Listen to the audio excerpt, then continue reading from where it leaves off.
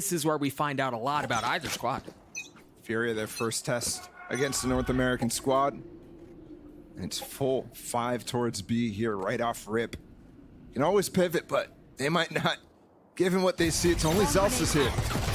And that knife actually suppresses the KJ util. Yeah, so he's no alarm bots, no nanos, nothing. Right? But look at this fast flank from Cloud9. You already have Leaf and Xeppaa re-controlling B main, and there's nobody there from FURIA. A paranoia from Jake to clear the way. And off of that, they've taken main. Mazin pushing forward, and they don't know that there's more. But they still managed to get those trades out. Just 2 left for Cloud9. Quickly turns into 1, and Xeppaa's gotten 2 on the round. A tap looking for the third. 12 HP. Nothing. FURIA get the pistol. Really nice start. Especially on that double swing to end things, but I think every single fight there was controlled. Whereas for Cloud9, they jump at the opportunity for a fast flank when nobody's B main. When you see those conditions, you think the round is ripe for taking. But what happened in spawn there is really, really nicely approached by the players on FURIA. And for runi, he was definitely expecting it, but Zellsis was tucked. Given he was trying to wait for his KJ util to come back, he wanted to stay alive for it. And again, a fast 5-man approach towards B. Worked the first time. I like this. Given that Cloud9 will likely not have much of a buy, just hit him with the same thing, don't show him anything different. And it probably is a really nice approach against Cloud9 specifically too. Given how much they like to try to brawl, which is exactly the same identity that FURIA like to have. Should be a fun scrappy one. FURIA have gotten the site again. This time no late flank, no fast flank, no pressure coming in from B main. It's all going to be coming in from spawn and from market. They've heard a couple of these weapons shot off too, so they know there's a bulldog on the other side. Good chance to figure out there's a phantom too. But it looks like those weapons are just going to be too much for Cloud9 to deal with. Nice 2-piece from runi, but it's the rifles that stay alive for FURIA right here. Every single one of them. Mazin did buy a Spectre into that, but very nice anti-eco. And very little considered damage from Cloud9. And you can tell, Cloud9 definitely still going for the type of plays that will win them those ecos at some point in this series, and has won them so far. A lot of surprise rounds. Flashing out of the smoke, trying to flood the sites. That is so much a part of their style at this point in the game. FURIA with a more spread default here. MW's the only one towards that B site. And he might act like it's the same type of situation, but with the knife going off here in A main, Cloud9 have to start making a different read. Mazin is 1 off his ult, but they're gonna go for the exec instead. MW is going to be a little late to it too. He should have a late dart though, which could be problematic if it lands as the hit is happening, but they used a lot there. Yeah. They didn't use the nanoswarms, and they still have 1 flash, but they used nade, flash from Mazin. They also used the paranoia from Khalil, so this re-exec is not coming with a big punch except for this K-ult. And given what Cloud9 has set up, it's only the first of these gun rounds, so they're not really going for any anti-KO setup, and you weren't expecting it here either, so see what they can get. They can drop this Viper wall. It just got fully refueled, so this might come as a surprise. The problem is they're going to have to wait it out, but the ult brings that wall down. Nano to clear out back Jenny. A second for KCK just on the other side of the door, but Xeppaa trying to spam through as the door goes down. Not able to get a kill quite yet, but damage dealt. And remember, EG running through that door was one of the reasons why FURIA actually struggled on this map and had to fight back in overtime. Very good call. You're absolutely right. This time the door down, it gets broken. The swing up from Leaf as he gets 2 dashes back. Finds some covering, goes back in. Khalil in hell. Leaf looking for a kill. He's going to get it. 3rd on the round. MW, the last standing, back in main, and he gets dropped. Cloud9 on the board. And ultimately not being able to deal with runi because the KO, it just falls off. And they play for retake. Solidifies that round in the clutch. See ya. Leaf, those double kill. Mazin used his last flash after that door fell, after the smoke fell, to try to re-clear and push up in the tree, but not quite enough to do anything. Leaf with the wide swing, and you see the reaction from Frost.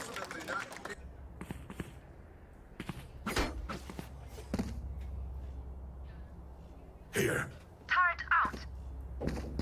Runi 1 point away from having his ult. Xeppaa as well. Cover going out. Couple of key ults. Just around the corner.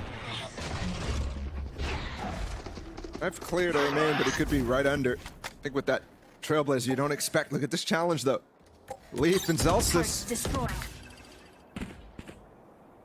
Just break the turret and fall back while there's still pressure here in main. And they walked back in to where the knife cleared. Xeppaa's lit up. The shock dart's not going to help. Off the paranoia, they try to swing, and Khalil's happy to take that fight. Love to see dgzin slow down here. Wait for the players to come out, main. Rooney's going really aggro. Maybe a bit too aggro. Yeah, definitely. Trying to find a little pocket behind the smoke when it fades, but given how spread the Furia players are going to be after all those picks, that is a really nice execute on a number of reasons there. dgzin pressuring through tree, staying alive that entire time, and they're able to really understand how the setup is there from Cloud9. That walkthrough from Jake might have worked in another scenario, but Furia was fully aware. It also helps that Khalil gets that 2K in main. They just wanted to take that fight, and they really weren't able to. So off of that, Furia are going to get another round. Zellsis looks like he should be able to preserve the Phantom into the next round. I think that two-piece from Khalil that you just mentioned is something that was missing in their game against EG, and partly their game against Loud as well. That guy, in the first 2 weeks of play, was insane. Probably the most impressive in the league. And he's definitely slowed down in the last 2 series that he's played. But they're a nice response off of the paranoia that Jake throws out. You mentioned the Runi ults a moment ago, prior to the last round, because he's 1 point off. Now they still have a bye, given that they went for it, but Xeppaa only on a stinger. Here, this ult is going to be key. If they can find a good place for it.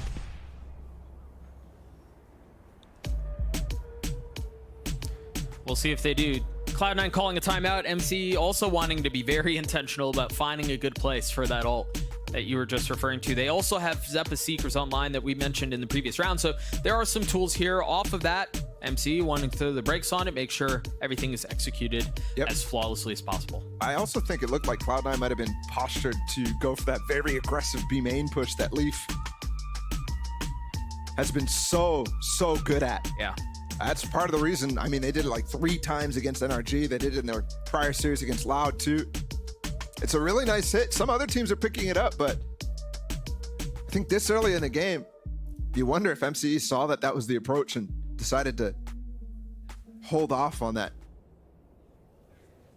We'll see. 15 seconds left. It looks like they're still kind of positioned in that direction.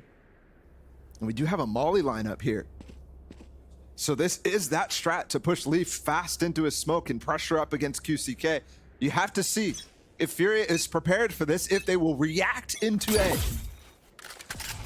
There's the Molly.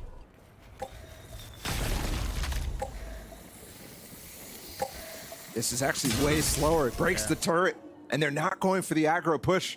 And that timing was terrible from QCK. Second later, Gun here. and he would have spotted Leaf on the jiggle, and Leaf spotted him instead. What a difference. What a cool little play. Yeah. Has all the makings of the previous hit, but you're right, slightly different outcome, still successful though.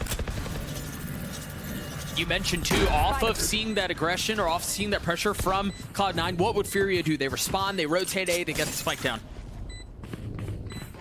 But here they have tools, Seekers, Pit. If they can control that Gen area. This is tough, and MW's playing so deep, he does not have post-plant util. Blades used, DG's down, so's Mazin. MW once again left outnumbered.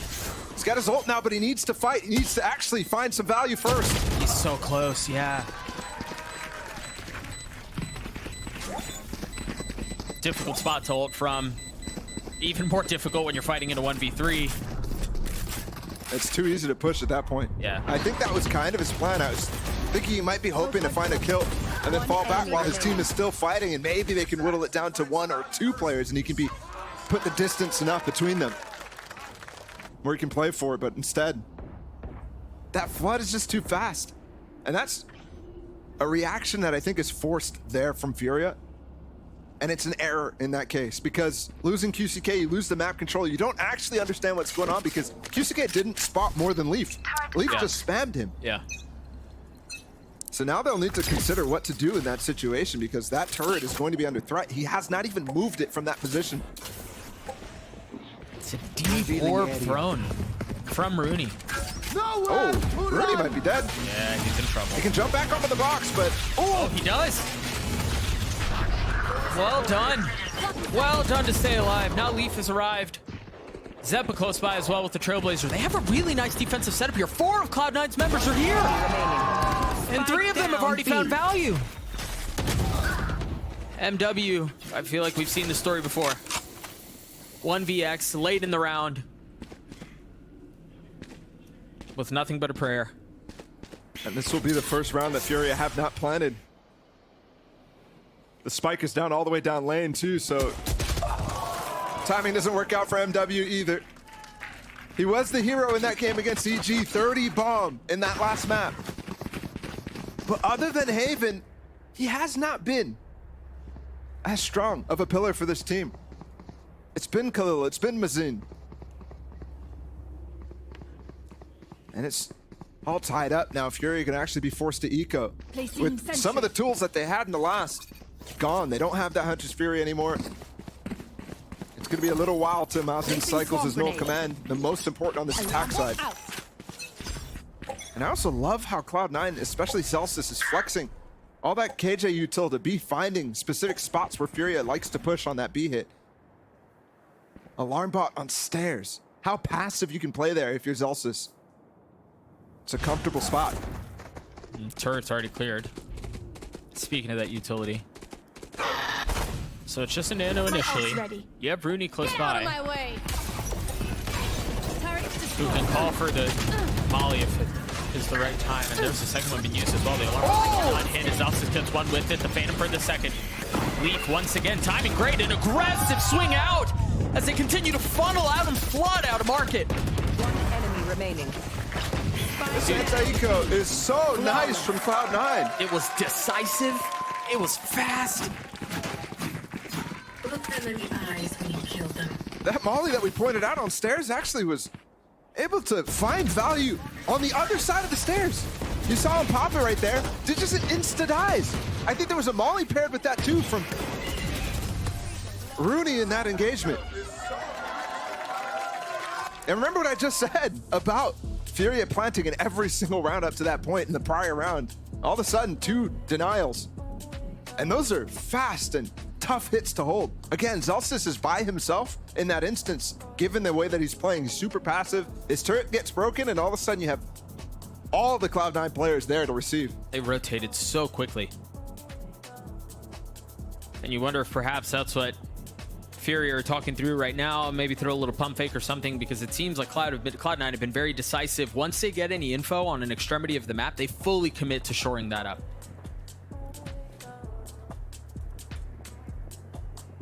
A note on the 2 coaches there. Frost on the screen, subbing in for Khalil, the actual head coach for FURIA. Still not here in LA. And MCE on the other side, who has done such a good job scouting the 2 young players. Frost actually speaks mostly English and Spanish to his Brazilian players and able to understand quite a fair bit.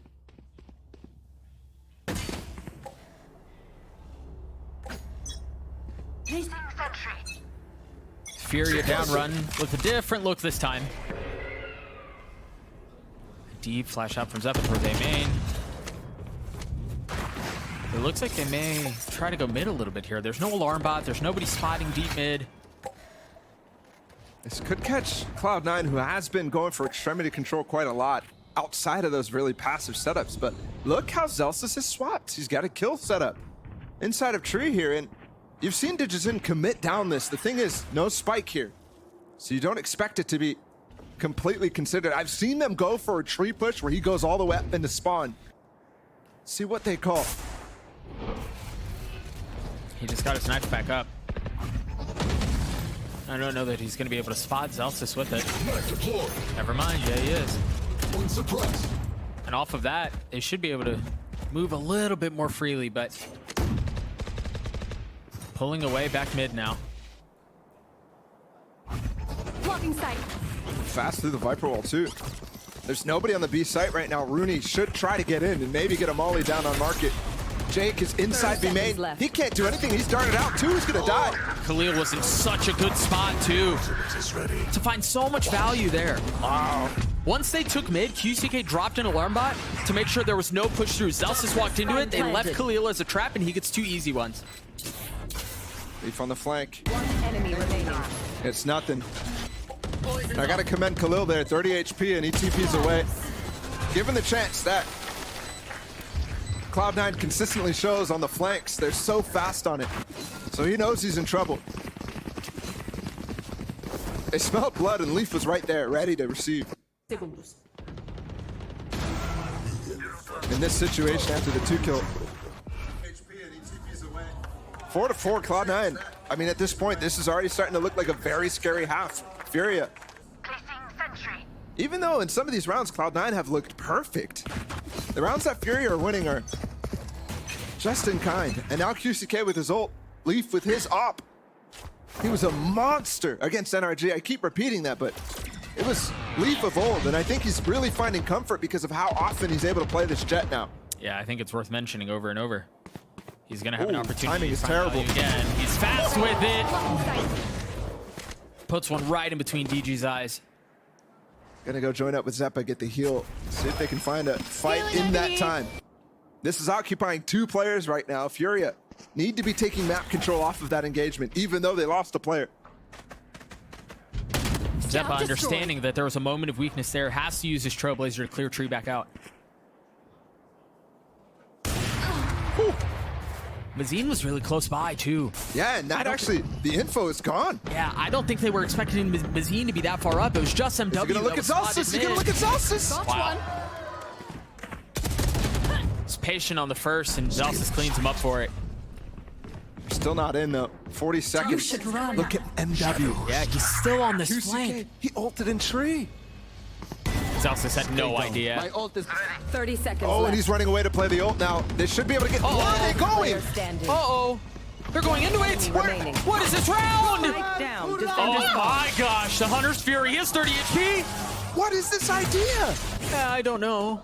He has no time anymore. He could get the spike. I don't even know if there's enough to get towards A. No, 10 seconds Yeah, left. I Jake with the don't right think so, play. bro. I mean, that ult on the ramp. That is such a wild decision, but you know the HP of Jake. You know he's one clutch to that ult. But that spent the 10 seconds that he would have needed to be able to plant the spike, and Jake would have had to stay on the site and fight. Yeah. Scratching my head at that one. In fact, the entire idea with the lockdown to push up, I think they really thought they had a pinch. MW was definitely calling that. They thought they had a pinch on spawn on the players who were going to be avoiding that KJ ult. So they thought they could wrap up the round. And I also think concerned about A main as well. Spike So there's a down. lot of Defenders considerations here that FURIA brought into that. And overall could have been the right choice, but eventually that ult, that one's going to cost him.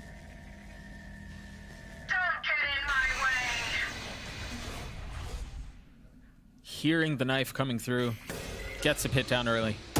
Turret out. I'm still head scratching at that previous round, man. Yeah, but look, Here. fast hit now. They've already gotten a dart and tree. It's cleared quite a lot. Starting to drone through the pit too while the pressure's coming in from Cat. This one's fast, but they still haven't picked up the spike. Here. It's a deep turret too to help hold the line a little bit. The flash and the swing out from Xeppaa is just pretty. Oh, that's so pretty. Cloud9 classic right there. Yep. Everybody frying. This reminds me of something you said a couple of rounds ago, Ball, where it feels like when Cloud9 are winning rounds, they look almost perfect. When FURIA are winning rounds, they look almost perfect. right? It seems like both teams, when they have what they want, they're executing it so flawlessly. Which is completely not what you expected from this game, right? We expected scrap. We expected these guys to really take it to each other. But I think Furia's identity is changing a little bit over the last few weeks. 30 seconds left. It's a little bit more considered, a little bit more cautious. In instances like this, I remember, to bring it back to that Leviathan game a few weeks ago, where I think a lot of people's radars were shifted towards Furia. They were doing a lot of things like this, saving very early in attack side rounds with 40 seconds left, with sometimes 3-4 players. Which is more cautious than ever. MW's gonna go for it though. Last player standing. And that hurts. The entire idea, saving 2 guns, is so much better than just 1 hero rifle here. And DG still has the money for it, but he has not been the star of this team that you would have expected after lock-in. Yeah, after the first few weeks as well. I mean, DG was great. Khalil was great as well, right? So it wasn't just DG, but he hasn't been what we expected him to be. You're absolutely right. I think particularly on this half, the attack side ascent. And a bit of a fight. I mean, 2 and 7, struggling in the first kills. He's 1 and 3 in that regard. And here we go, dash and flash about to come, and right on top of the drone is so easy. Yeah, MW was so screwed, man. Look at that Molly also considering it, but they're stuck now. I think they're okay with that. Now that smoke coming back in from Jake is perfect. And how many times have we seen engagements deep in this spawn? Cloud9 have taken a situation where it looked scary at the beginning of this half. Fury was on 4, Cloud9 was on like 5 or something like that. And all of a sudden, this looks like a very solid half here. Still dangerous. Don't forget Fury's insane record on that defense. Yeah. But it's definitely much better than it might have looked at the beginning of this. And again, another flawless.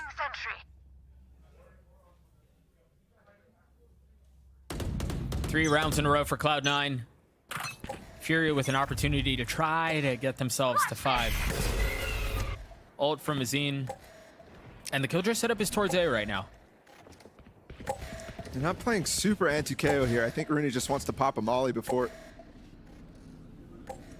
the KO ult comes out. Mazin does have that, so see if he can get that off. And he doesn't.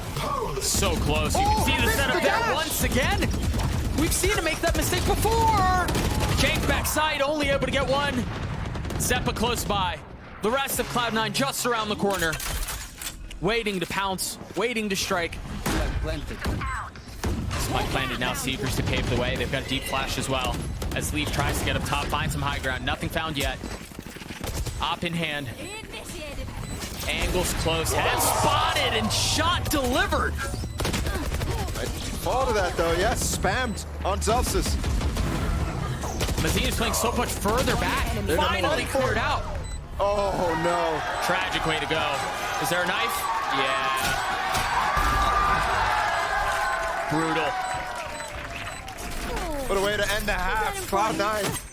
I mean, I'm not sure why MW is not contributing to that fight to break the lockdown, but they needed to get in there. They needed to get in their face and take this fight at some point. Ooh, Xeppaa clean with it too. That's an 8-4 half for Cloud9, and things are looking very good here in this engagement against the Brazilians. All smiles out from Zellsis, and for good reason. Unreal. 8-4 half for Cloud9. Let's throw it down to Mimi down at the Telestrator test to hit us with some knowledge. Knowledge. Thanks very much, Doug. I wanted to take a look at one of these rounds from Cloud9, showing not only the preset plays that they have with this Viper, but also their ability to play in the mid round. As this one starts out and we look towards the mini-map here, you'll see that it is a 4-1 setup for Furia, playing heavy towards this A site with just their Killjoy alone. And as we go back to the wide, you'll notice that this molly was instantly thrown by Runi that lands on top of that default Killjoy turret. Well, that's chipping away at that Killjoy turret and eventually break it. Cloud9 is just waiting. All 3 of their players are waiting to hear that little bit of a sound cue, and then once that activates, they will make their way into this space and find the Killjoy player who is lurking alone there. QCK realizes that a push is likely to come and wants to hold for it, but Leaf finds that kill. And now Cloud9, they don't overreact through this one. They don't instantly push through and try and make some flank happen here. Instead, they play things slow in the 5 versus 4 as they realize that if that Killjoy's alone, Furia is likely going to be finishing this one towards A. And you realize everyone is starting to rotate over and set up for the retake. As we start to watch this site hit play on out for Furia, it will be pretty much uncontested. They get their way in, they omen ult, and they have themselves set up in a pretty solid position for the post plant. But there are a lot of tools available for Cloud9. You'll notice Seeker's online for Xeppaa and Leaf with this Blade Storm as he's given that recovered weapon over to one of his teammates who didn't have a gun at the beginning of this round. Furia's set up, they want to play on site in the post plant, and they want to try and counter this one out, sending the volley of utility to stall. But you'll notice there's kind of two parts to this one. Not only are the Seekers coming in from heaven, but there's a Skydog coming out from door as well. So it's a pinch, and the Furia players don't quite know where to look, as on this site, they'll end up just getting absolutely overwhelmed by Leaf up heaven as their eyes were drawn towards the other side. This Cloud9 team, even when they get those early advantages, are very patient in these late rounds to make the right decision, to regroup. The structure was showing, and they have an 8-4 half. We'll have to see if they can close out as we head back to Doug and Paula.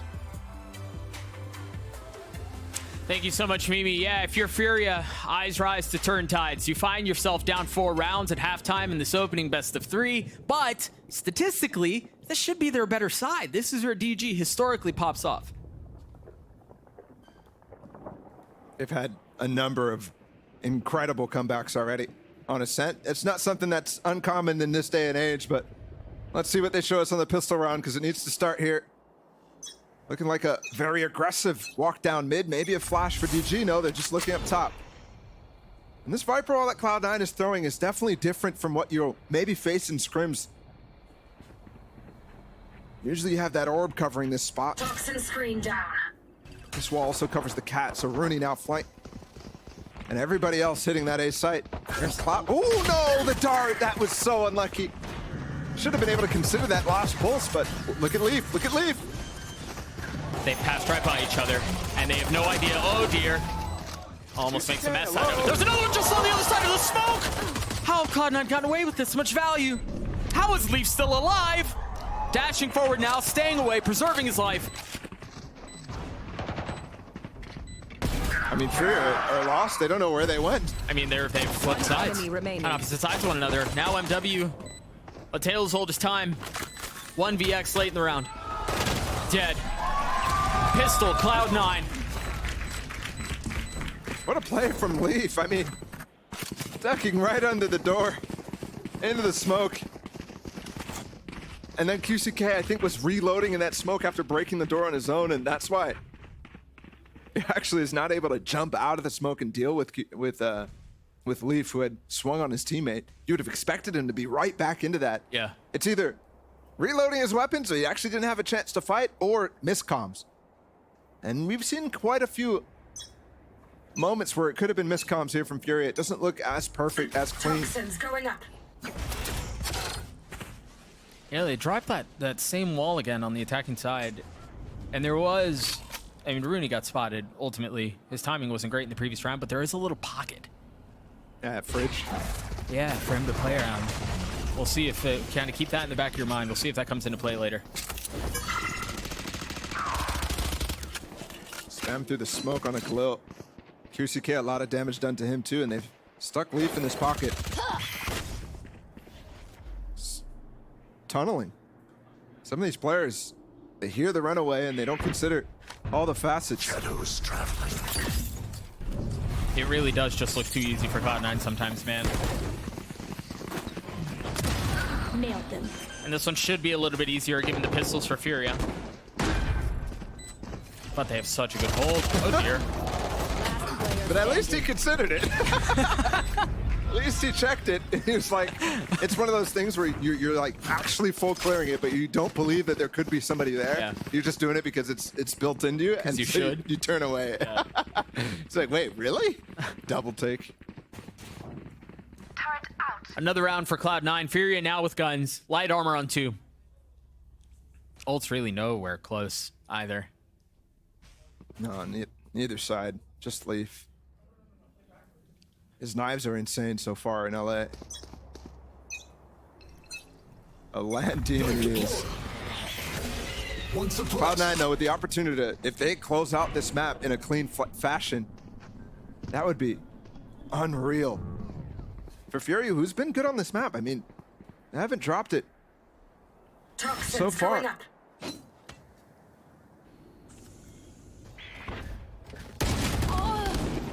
That's a good start. And there's only 2 rifles out here. 3 Spectres for Cloud9. This bonus is actually very difficult to convert, especially on defense side of Ascent. Runi falling as he tried to catch a timing mid, so they know that area of the map is exposed. Cloud9 okay with that though, as they've gotten B, they should be able to get the spike done as well. Blades online. Dropped a weapon. So he can now fight a bit more flashily, a bit more stylishly. Question is, when do they go and how do they try to hold this? A deep flash, keeping FURIA back. Mazin is already fallen. Jake trying to get aggressive and swing around. It's a response from Khalil. 3v2 here, Blades still up, standing. and it's all Leafs Blades now. The makings of a clutch moment, perhaps. He's gotten one, he's gotten a second. Oh, it's almost a playground now. It's almost a playground, but it's fumbled. Is nothing.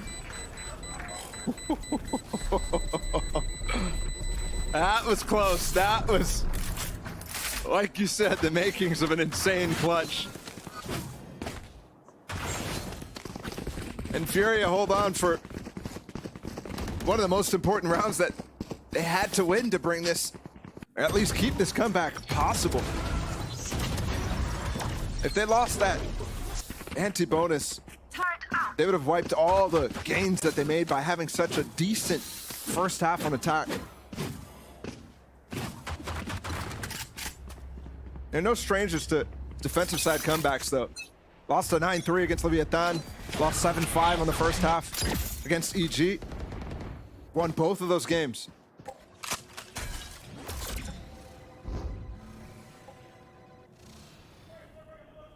Oh, a little bit of mid-action and a lot of targets for Mazin to have to deal with. He's all by himself there.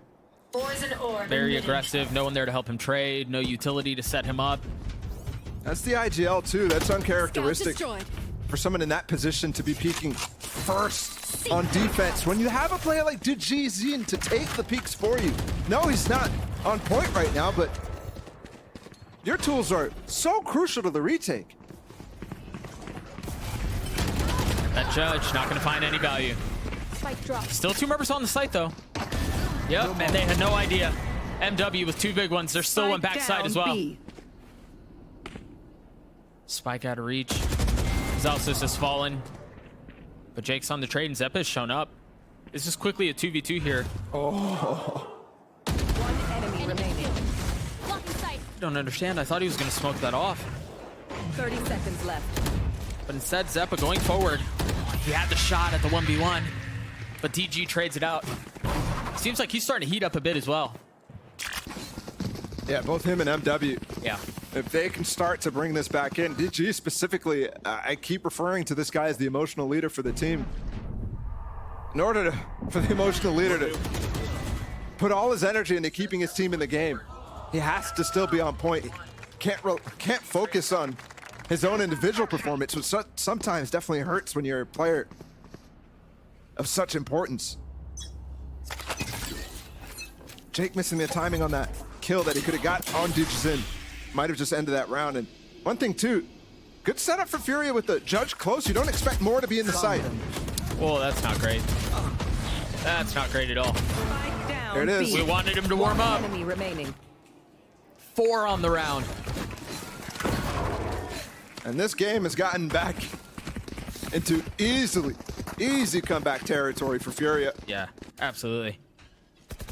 And this one, anti-eco, but you see Leaf swinging there. That's the first time dgzin wins that fight against Leaf. Leaf, up to that point, was 5-0, first kills to first deaths. He was farming in that regard. Look at the scoreline, 22-11. Turret out. It's not only dgzin needs to come online, but Leaf they need to stop Leaf. Flashback. 22-11 in 17 rounds, by the way. Oh my gosh. They're going for more too. This is a page out of Cloud9's book. Yeah. But look at the little flavor there. You actually feint at the shark attack, feint that you're going to be coming into tiles, and instead, he's pushing the opposite direction into B main. This is pacey from Cloud9, though. They instantly committed to flooding A. Spike planted. Healing over here. Couple of members taking some damage, heal them back up. A paranoia to keep them back for now. That Hunter's Fury off of MW. Whoa! He committed to the ult. What a play from Jake. Leaf still trying to dance around. 2 members Player left. standing. It's all going to be, it's just Zellsis now. That ult is going to be a problem, but he's gotten it down to 1. Clear. 4 HP, attention divided. And I don't think he can do anything to stop this right now. He's gotten it to half, and the spam from Mazin gets the kill. Try again. What a crazy ult from Jake. But it actually almost worked out. It almost even gave the 1v1 for Zellsis on the site, given that Khalil had to go deal with him. He was so far away when the defuse was started. And that was a gun round there. Cloud9 have to call the brakes. Realize the situation that they were in after winning pistol, after being so close on that bonus too, has shifted. And right now, it looks like FURIA want to bring this back once again. I'd love to be able to take a look at that last round one more time because it was so chaotic. I think the timings were everything in that situation, but it does feel like, you know, to go back to what you were saying, it kind of feels like for Cloud9, they had some really nice opportunities to put this away, and things just kind of haven't landed. I go back to that bonus, for example. That bonus lands, economy's broken for FURIA, and we're talking about an entirely different conversation, but off of that, FURIA have won 4 straight. DG's online. He's gotten, what, 5 kills in 2 rounds, something like that, maybe even more? Yep. Like, these are some of the keys that FURIA needed in order to pull off this comeback. MW's finding value, DG's finding value, Khalil as well. And I think it's when I look at dgzin start to come online too, that's a scary thought because he had some words for this team ahead of their game, talking specifically about Leaf and practicing against this team and how he was going to be fuming going into this game. And like we just talked about, the head-to-head between those 2 guys is definitely heating up.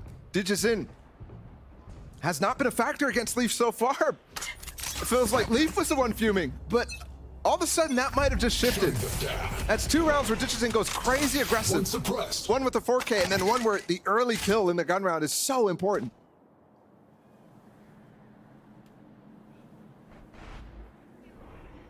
He's got the op now. Trained on Jake's position. Dart inside of main 2, but doesn't spot Jake. A little too high. Oh, they're walking into it. Oh, no. Paranoia Zellsis is there to help, and he gets one. How'd he get that kill on the Leaf? This is an eco. Light by here from Cloud9. dgzin's all alone, and he goes way too wide. That was Op and Blades. Now down. See the shock darts trying to deny the early plant. As soon as the wall goes down, as soon as the door gets broken, the smoke goes up. Oh, GCK risky. taking a lot of spam, you're right. Trying to cross what feels like an endless expanse. And as soon as they hear that, they don't want to go down into dark. I wouldn't either. Can he get a ping? If he got a ping there, that's a very easy kill on the Jake. I mean, that flash may have just saved his life from Xeppaa. If I'm FURIA, I'm considering saving, yep. Off we go, and that hurts because that was an eco. That was a light pie. Bot coming back. Barely anything. A couple frenzies here, a stinger there. And you end up with a Cloud9 classic. Late in these games, that's how they've been converting a lot of times. Not the most clean when it comes to all of the gun rounds, but they consistently find an eco round win at one point or another. It's like they steal one away. And remember, again, the investment from FURIA, not only was it a light buy from Cloud9, but there was investment from FURIA. There was the op in the hands of DG. Yes, that was an expensive FURIA round. He bought that op up too. And that was Blades that DG used as well. Blades that he would love to have right now. Oh, he's broke, you're right. Ouch. Shifting the weaponry and out, he gets the Bulldog. Cloud9 continue to tally up. I mean, rounds like that, they're 38% win rate on ecos is absurd.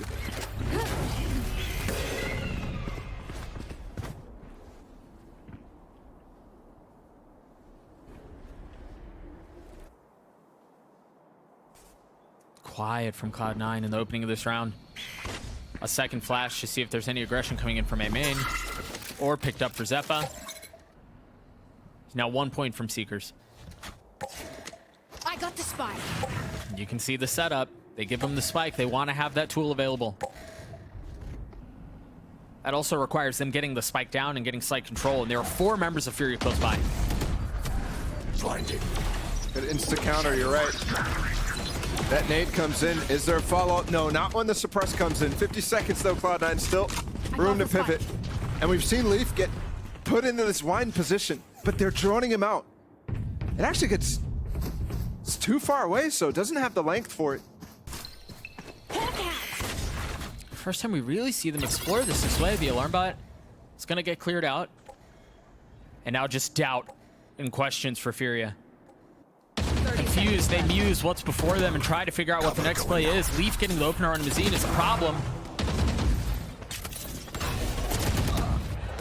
They're starting to crumble. It's just Khalil who's still back on site. And he's done admirably to get this far, but not able to find any more. And none of that utility that they so desperately needed to get out in order to hold that site against the initial push from Cloud9. All of a sudden, that's not available. You don't have that molly, you don't have the paranoia. And Cloud9 just rip it open. And again, you see the value in having that Viper. That pivot off of the wall, able to go up cat there too, is just so strong. Other teams favor that B walkout wall. Teams like Loud, who have since dropped that Viper comp. You see Cloud9 sticking to it, and might be reasons like that.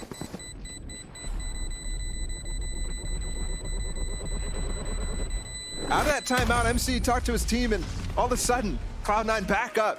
Win 2 in a row, and we're on match point for the first map. Match point.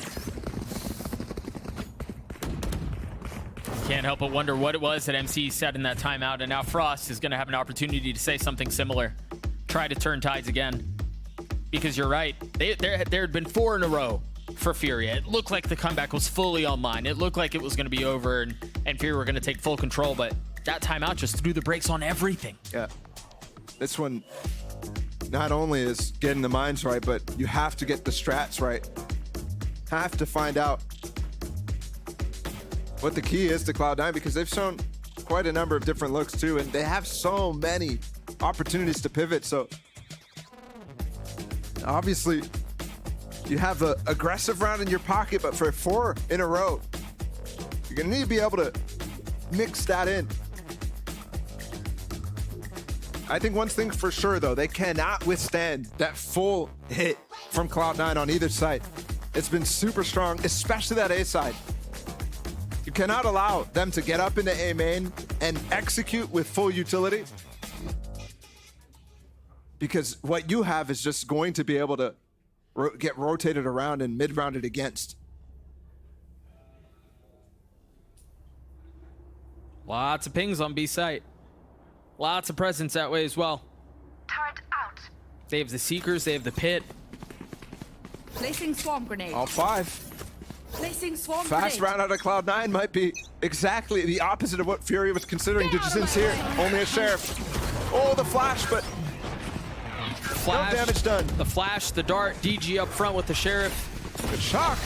It was a really cool setup to deny that early aggression. But they're just able to wait out a little bit of that. Now go forward.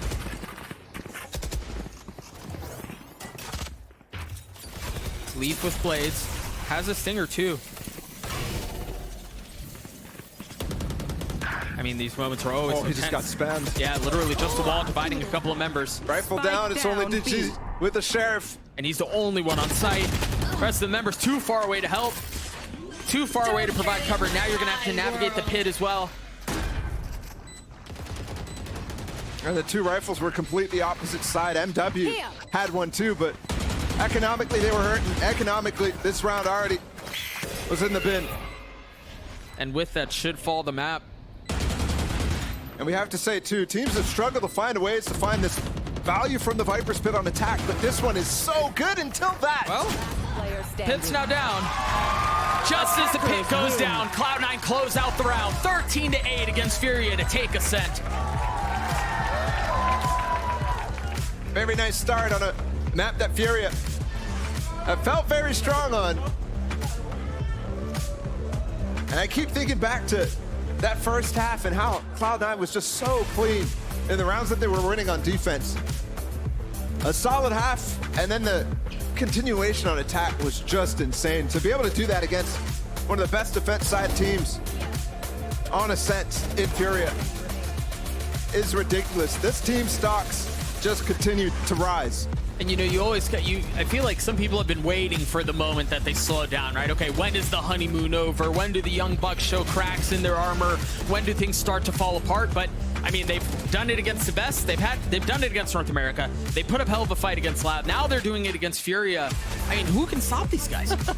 This battle for second place is delivering so far in the first map. We've got 2 potential maps to go. Fracture is coming up, and I think this one is going to be super interesting because this is now Cloud9's map pick, and FURIA need to find an answer. We'll see you after the break.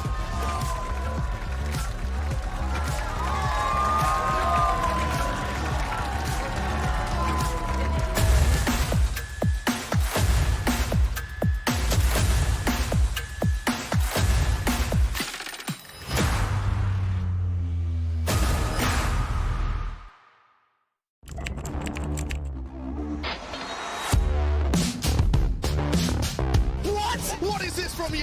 He is currently unstoppable. True. He is just a consistent demon. El Diablo. Hey guys, it's EA. Welcome to my course on optimal Valorant training. I'm going to be demonstrating now some angle clearing.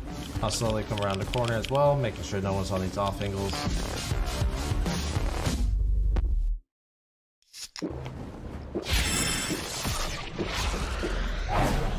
Red Bull gives you wings.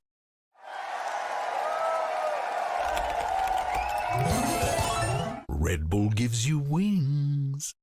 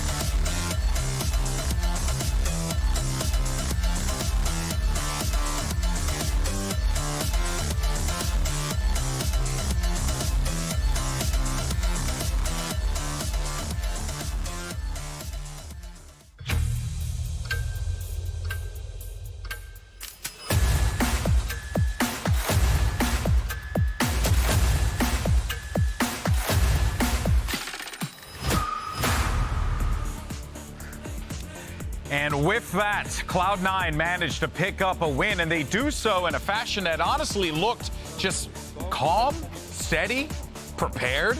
Even when they were struggling a little bit and losing multiple rounds in a row, C9 kept their cool, and that's why they walk away with the win. Welcome back, everyone. Golden, we're here alongside with Rivington as well as Mimi. Let's go ahead and break this down, though, and talk about what we just saw, because I think for a lot of us, we were expecting this one to be close, and we had those moments there. But Riv, Cloud9 really ripped away with it at the end there. They did. The first few rounds, I feel like FURIA had the idea. They're actually playing a little bit slower. That allowed them to work the map, and then Cloud9 starts to figure that out. They get their retakes moving in round 3, round 4, continue, or round 5, continue them coming, and it seemed like FURIA started to just overthink everything.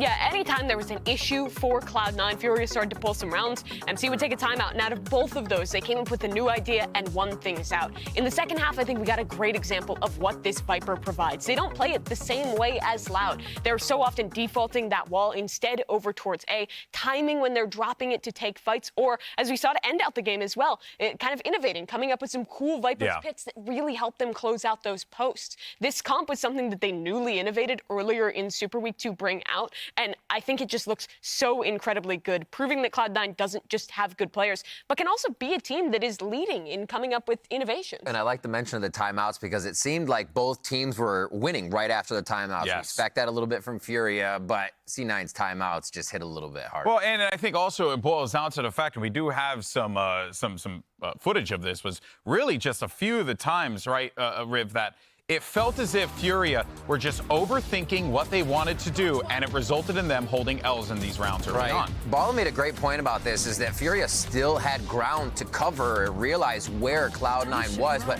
to push into spawn, to go for such a low percentage play of squeezing your opponent, just seemed to be like they thought way too much of the play they were making and could have just gone ahead and tried to plant and guard that A main, right? Little things like this started to plague them, and Cloud9 punished. And this was just a genius play as well. Mimi playing the Hunter's Fury right there just to prevent them from being able to pick up that spike.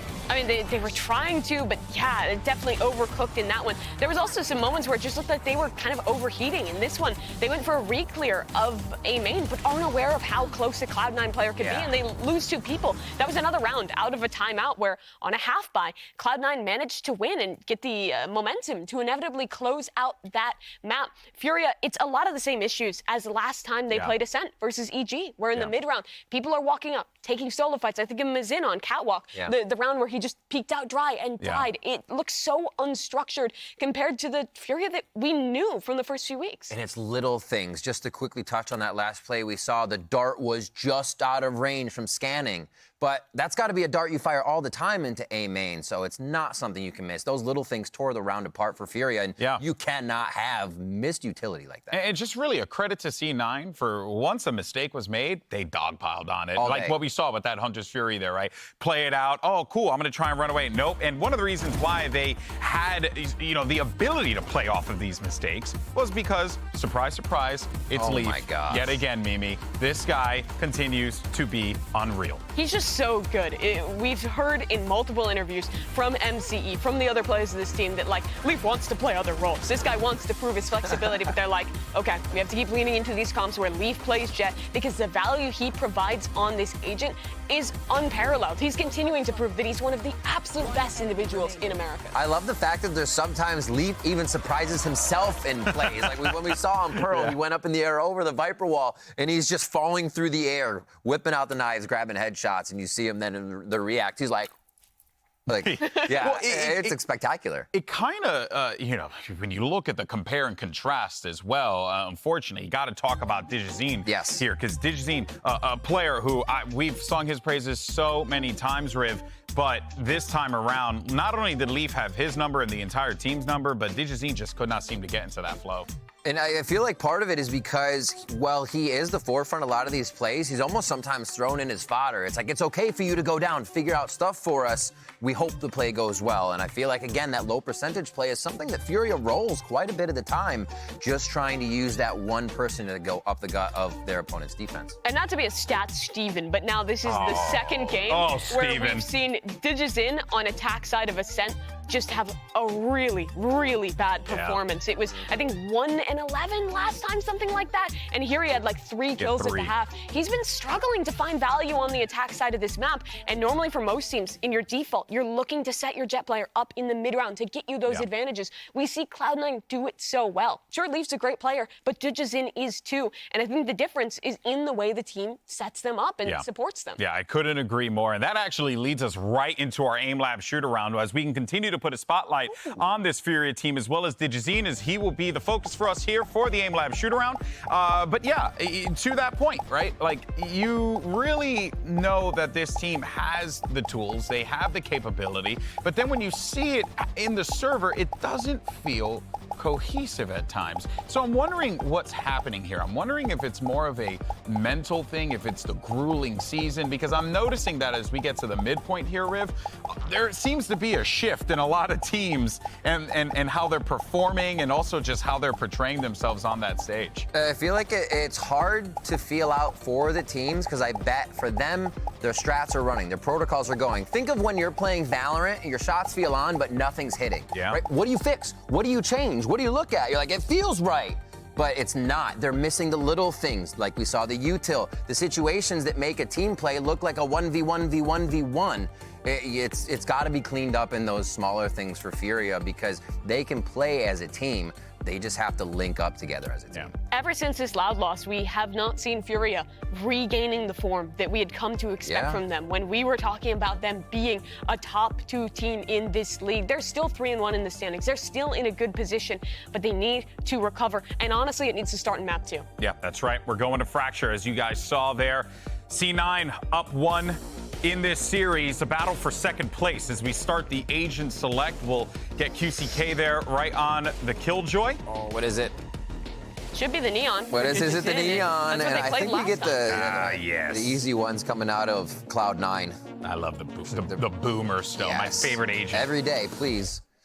Oh, they're switching Raze. back. So they pivoted from the Raze comp to the Neon comp. That really didn't work super well for them, and now they're going to pivot back again to Raze. dgzin really struggled on the Raze when they played this map the time before last, but I'm really hoping that after seeing those 2 tough games on Fracture, they have something new here. I think not having the Neon and now picking the Raze shores up a bit of that dgzin being disconnected from the team on the takes, and not because the team's disconnected, it's because he's clearing so much space and the team can't follow up. So I think this puts them together a little bit more. They get more pressure out of the showstopper when they just need space on rounds, and the fade comes in as well. So the fade stays. Yeah. Along with that composition. It will probably be the same support structure around this Raze. Fade Raze Breach is a pretty common one here. But actually, wait, no. They already have the Viper locked in. I didn't see if they have a second controller yet, which would mean you can't double initiator. Let's take a look again at this one. And yeah, they haven't locked one yet. So this is a change. This is similar to last year's FPX comp. What it gives you is a lot of value with lurks for this Viper. You can kind of default an orb towards A main and play a little slower around that. On defense, that Viper's really good as an anchor as well. And there's a lot of solid one-ways, even after the one-way nerf, that Omen can throw. On top of that, Paranoia to make up for no line control without a breach. All right, well, we're ready for map number 2, so let's go ahead and send it over to your casters. They have the finest dad bods in all of Los Angeles. It's Doug and Bala.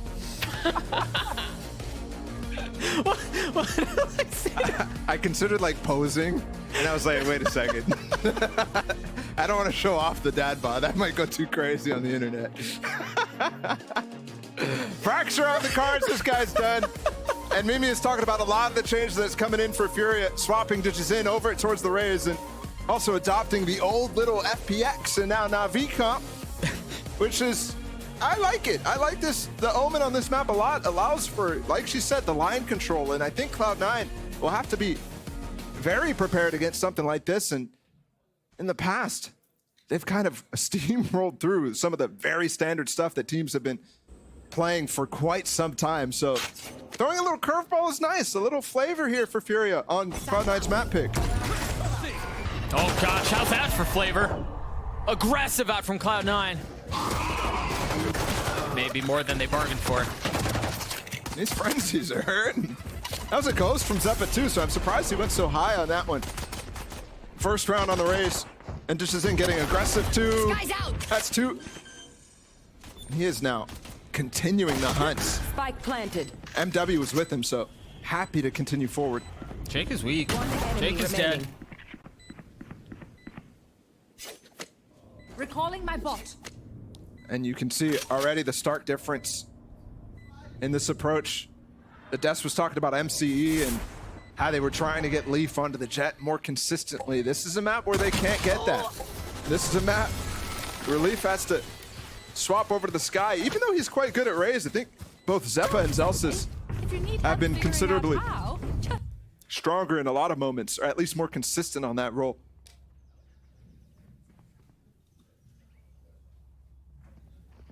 We'll see if they go the aggressive route again. Fury with a couple of stingers, a bulldog, or specters, excuse me, a bulldog and a vandal too. They're buying into this. I will stop that breach. And I think one thing that's really difficult on the attack side here, playing an Omen, is the pivot is really difficult because you don't have those burst smokes that come down with an Astral or a Brimstone. So you actually have to rely a lot on the Viper. And is this going to be another one of those patent Cloud9 eco rounds? Both Runi and Jake, who've been monsters with that Sheriff. Highlight reel after highlight reel. The thing is, these thrifty rounds normally come in a little bit later in the game when the situation is more tense and the stakes are greater.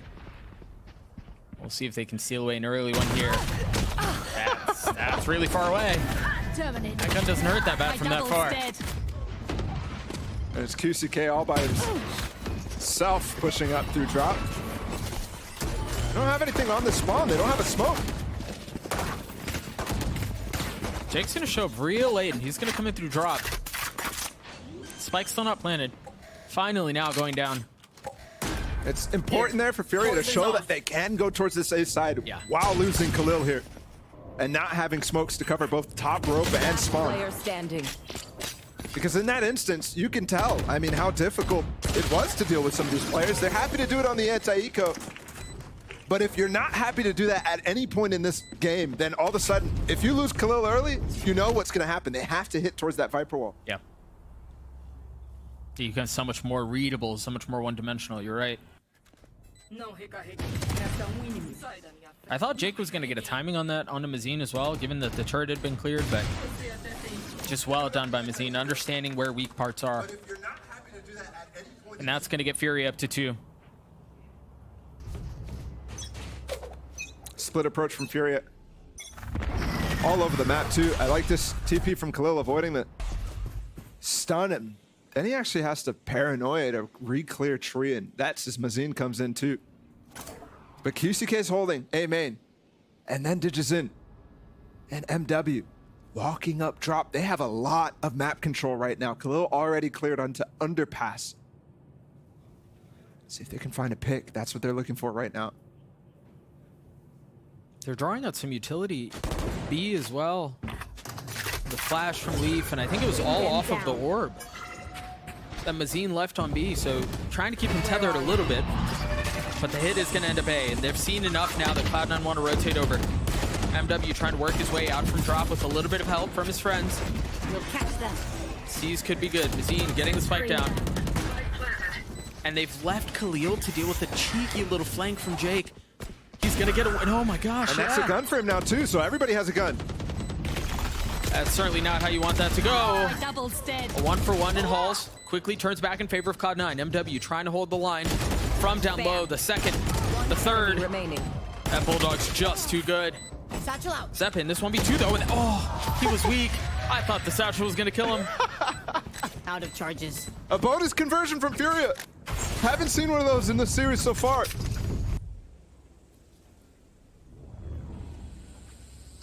And that one's gonna send Cloud9 back to the drawing books. Because they just could not deal with that split pressure coming in. Zellsis was playing so passive on that site, just jiggling up towards drop. And he's forced off the angle. I love the approach too, for Khalil to lurk in that situation is so nice. With just the Sheriff.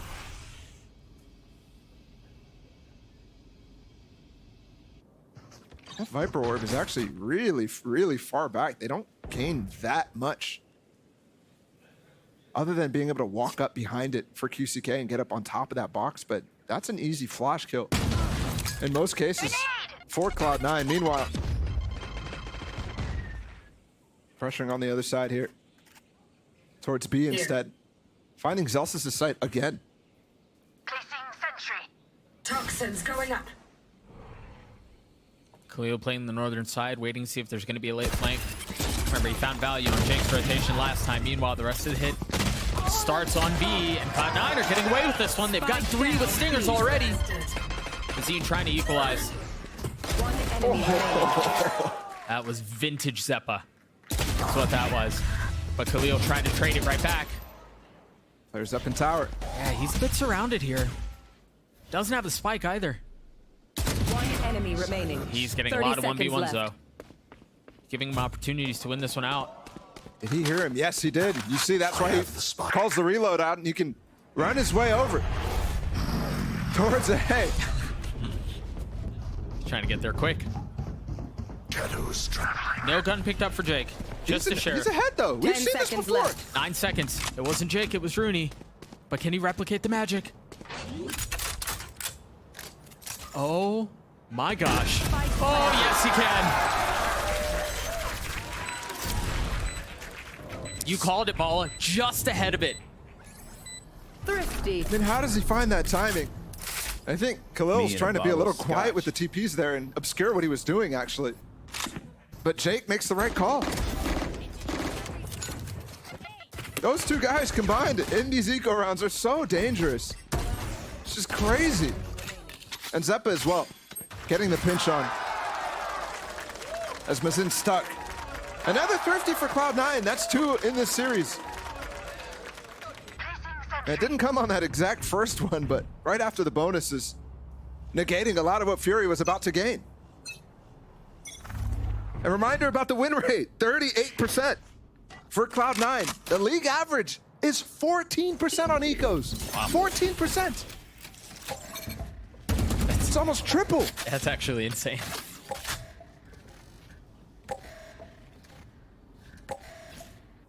You're talking about at least 1 a map at that point. Very nice opener. Showstopper used from DG. Trying to trap him in off the paranoia as well, but they've gotten all the fights that they want in halls. The orbital strike, just going to separate him for now. Good for DG to actually come back into sand there after clearing the top of halls. Because of that Brimble, he wanted to make sure that nobody got in. Planted. Charges. They've got him trapped. Zellsis has the lockdown. And wise from Khalil to get out there. Oh, the stun was huge. Lost Zellsis space, and they actually can. He can't, I can't believe he got all the way through. Tried getting a second. Not able to. They're both on site. They're surrounded. Oh, The 2 that's youngsters. Quickly turns to 1. Runi left in this 1v2. MW weak. 2 remaining members of Furia are playing in halls off the tap. They have to swing. Look for the challenge and the spam. Time running low. Numbers not on his side. He's getting out. And you can tell in some moments, Cloud9 a little unfamiliar with this comp. It's not very common. In fact, it's rare to see scan initiators on this map. You don't usually have a fade, don't usually have a Sova, although EG is bringing that a little bit into the meta at this current point. The fade is a lot different. We saw it a lot at Champions, but since then, it's been really back to the breach, back to the standard good old comps that we saw in 2021. And for Furia, actually, within 3 days to shift from that comp with the Neon to this comp here is so impressive. Blinded. And again, throwing a curveball at MC's prep is always such a good thing to do because he's a very prep-heavy coach. Just 1 Vandal on the side of Cloud9.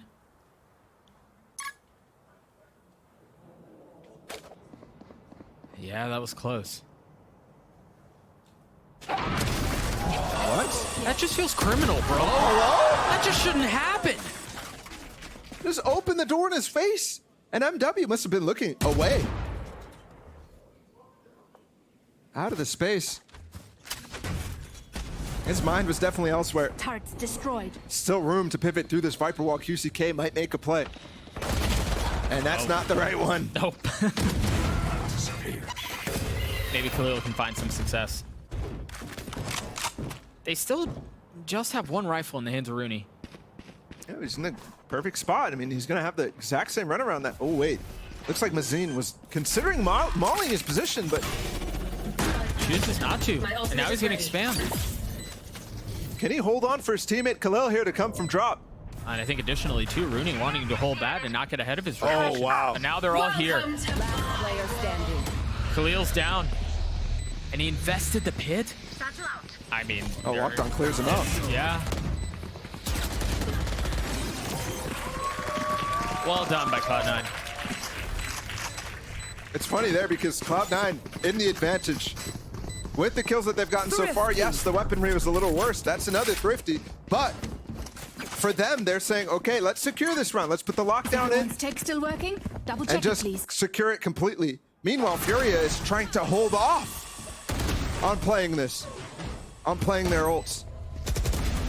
So Mazin considers it and then places it late after the lockdown gets put, and it's the wrong one.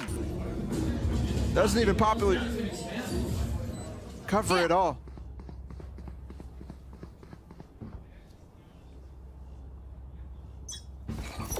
Placing swarm grenade. Alarm bot out. The defuse from the previous round gave Leaf the Seeker, so he'll have that online. A deep flash, too, to get some early info. And such a wide spread of killjoy utility towards A.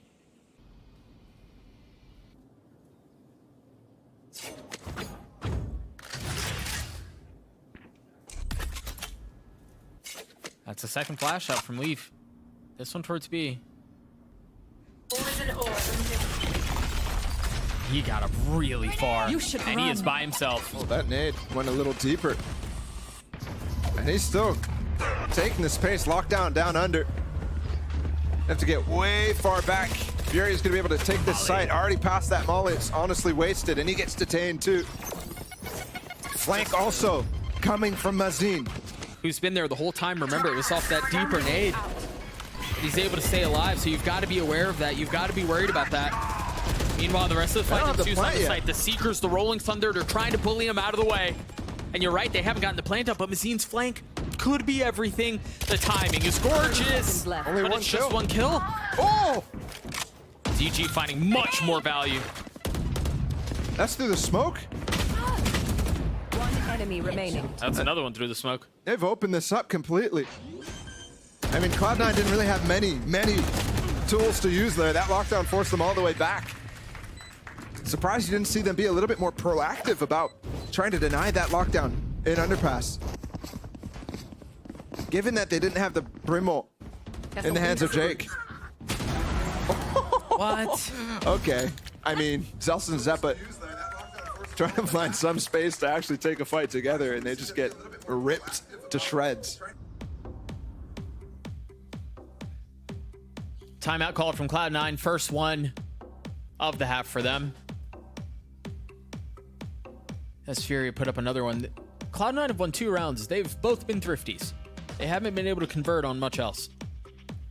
And that's for sure sign for concern. I'm surprised this didn't come a little earlier even from MCE. Not able to convert on some of these gun rounds is really, really hard to fathom given what we just saw on Ascent. And given the fact that they can convert on those thrifties. It's almost like they need somebody to be making a play. In comparison to some of the strats that were working really well on Ascent. And also, if this is a surprise to you here from Cloud9, I would have expected MCE to try to instill a new game plan right off rip. Obviously, coaches can speak once you see the comp up until we start that pistol round, but now that you've seen how they play, let's see if MCE talking to his team is able to actually shift the game plan a little bit, if they're going to be able to consider some of the ways that FURIA is defaulting on them. They're just split defaulting, holding 3 of the 4 sides possible. Where Cloud9's not able to take any ground, but look at this in Arcade. They've got 3 grouped up. And a high flash potential stem too. Oh. That was very similar to how they opened the pistol. Remember the opening round of the map? It was the double satchel off of Xeppaa as well. Aggression on the northern side of B. Love this reaction from QCK though. But he backs off on Mazin. I mean, it's the same thing from both sides there. Yeah. One pick and then the other player falls away. while the rest of his team continues forward, but Cloud9 have worked them, and they've also spotted the fact that tower's lost. DG still getting Xeppaa there. And they decide to reset, trade a couple of weapons around.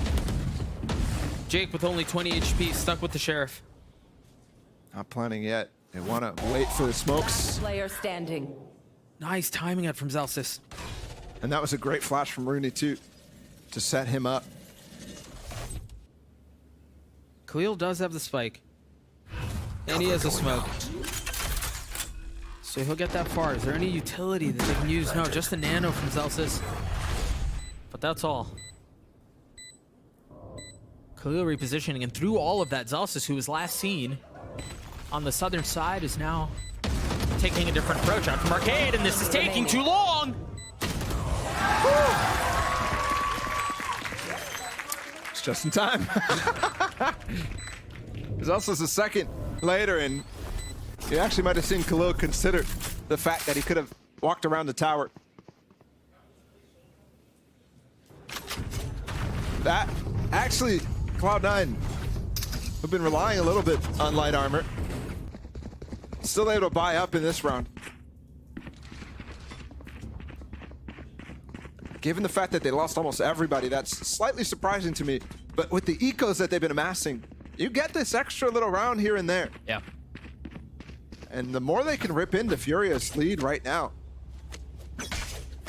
They're going, again, aggressive here a little bit with Xeppaa's, or Leaf's flash. Blinded. But it gets denied by the Molly, and the protocol for Khalil and Mazin there in tree is really nice. This is really cheeky. Off of the orb tap, a fall line, and then a swing out. But Xeppaa's not able to handle the heat. And the stun actually missed there, even though it was really nicely considered from Runi. But there's the pressure that you actually get. There's the gap in the default from Furia. The only spot that they don't take control of is Arcade. We've seen this over and over. MW paired with dgzin at drop. You have one player lurking inside of halls. That's QCK, and then the other two over towards street. Leaf reacting back into it. And going into underpass to find that kill is massive. Again, Khalil down, that's no omen. A little bit more predictable you get. And it will be towards that Viper wall right now. Which, even with that in a consideration, they're still split 2-2. Zellsis is still leaning towards A. Ooh. That's enough info. That's enough info. Good on Jake to take one, I suppose, but Furia have cracked the side open. Placing swarm grenade. Molly in, Rooney's gonna stun, try to catch QCK, but that Molly missed. Oh! I thought he was still in it. It was close. Aftershock now, here comes Zellsis' ability to get that kill. Yeah. 2v2. But once again, Furia spread. And Cloud9 are gonna have to go into that turret. Rooney a little bit ahead of it for now. On trade, and the timing from Mazin is pretty.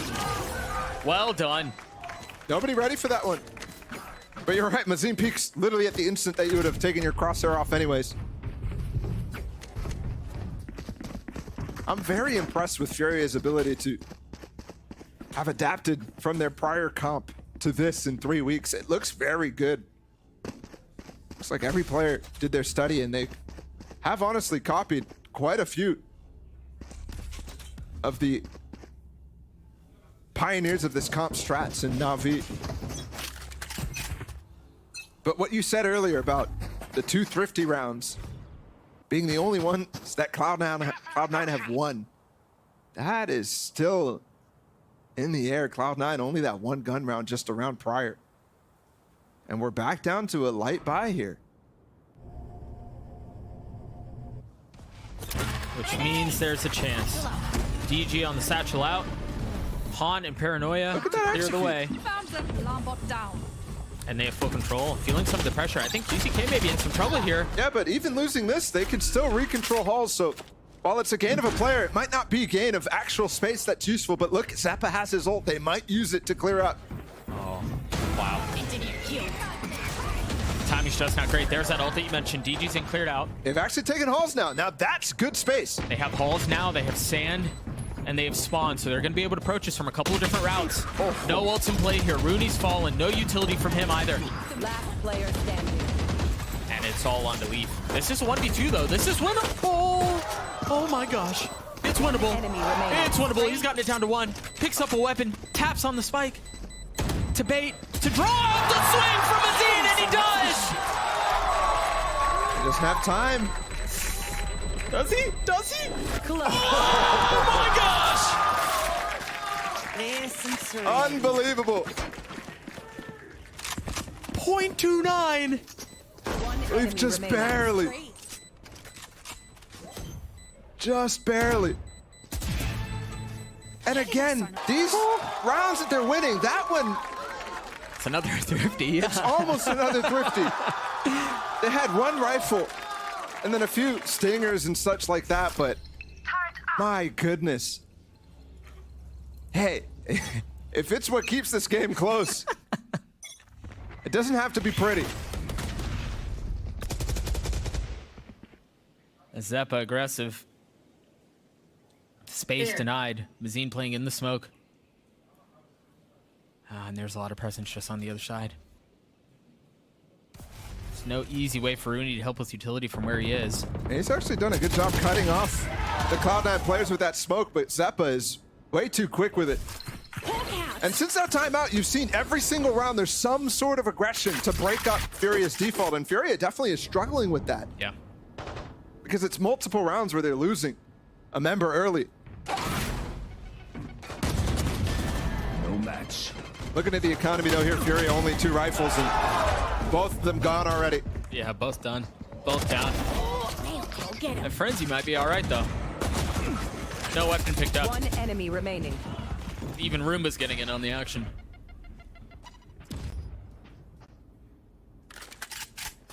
DG manages to pick one up, though. Precision kill. That's clean. That's pretty. That high-low is going to be tough, though. 30 The nade to seconds break it left. up. And now 3 members here. Everyone watching. And they might just be watching a dgzin show at this point. If he can continue to pull this off. Just 1 point away from the showstopper. He might have a shot at this. Oh, that spam could be good. Whew. We've had so many near outrageous moments in this series. Last round before the switch. Yeah, I remember that Leaf 1v3 backside on Ascent. This one here.